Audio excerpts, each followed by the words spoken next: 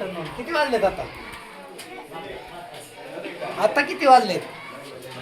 12 वाजले 12:30 वाजले.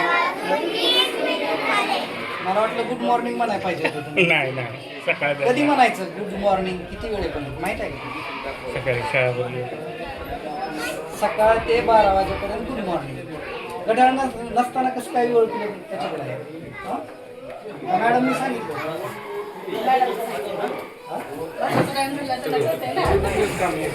किती ट्रेनिंगला सर गेलेले असल्यामुळं 2 वर्गाची एकत्र तेच म्हणायला कारण मर्यादा नाही 2 वर्गात प्रशिक्षण झालं 4 दिवसात झालं. ठीक आहे. Sit down. तुम्हाला मराठी शिकवतात का इंग्लिश? मला तर तुम्ही इंग्लिशमध्ये बोलायला ती कुठं शिकलात तुम्ही? होय?